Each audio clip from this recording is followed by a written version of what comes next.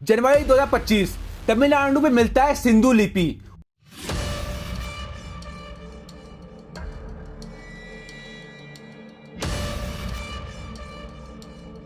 और सिंधु लिपि इतना मिस्ट्री लैंग्वेज है कि आज तक उस लिपि को कोई पढ़ नहीं पाया है।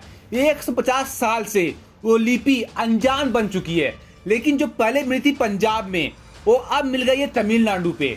और जो पूरा मैचिंग 90% है, वहां की सरकार ने 8.7 करोड़ का इनाम रखा है। जो भी इस लिपि को पढ़ेगा उसको इतना मिलेगा, लेकिन आज तक इसे कोई पढ़ नहीं पाया है। साल था 1821। जेम्स लेविस ईस्ट इंडिया के एक ऑफिसर थे और उन्होंने भारत घूमने का फैसला किया।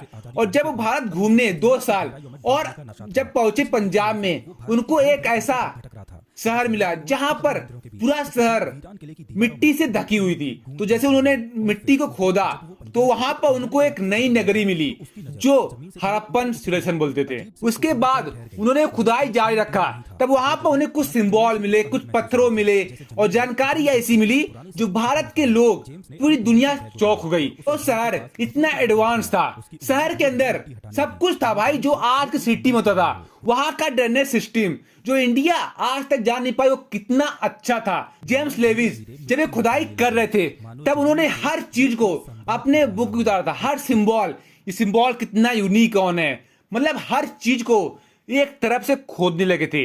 और बात करें, उनको बर्तन में सिंबल मिला, किसी पत्थर पे सिंबल, कभी घोड़ा, कभी हाथी, कभी बैल, ऐसे सिंबल मिले जो पूरा यूनिकॉर्न थे। मतलब उनके माइंड को भी वो खदेड़ रहे थे। लेकिन सिंधु लिपि आज तक कोई पढ़ नहीं पाया है, क्योंकि वहां की सिंबल कोई अक्षर नहीं थी। वो एक सिंबल था जहां पर कभी राइट साइड, कभी लेफ्ट साइड, कभी ऊपर, कभी नीचे, जो सिंबल का मतलब कुछ नहीं पता था। जो सिंधु लिपि, आज लोग उसे पढ़ने के बारे में सोचते हैं तो उनका माइंड चकराता है कि क्या है ये, इसको किस साइड से पढ़ा जाता है, क्या दर्शाता है वो सिंधु लिपि।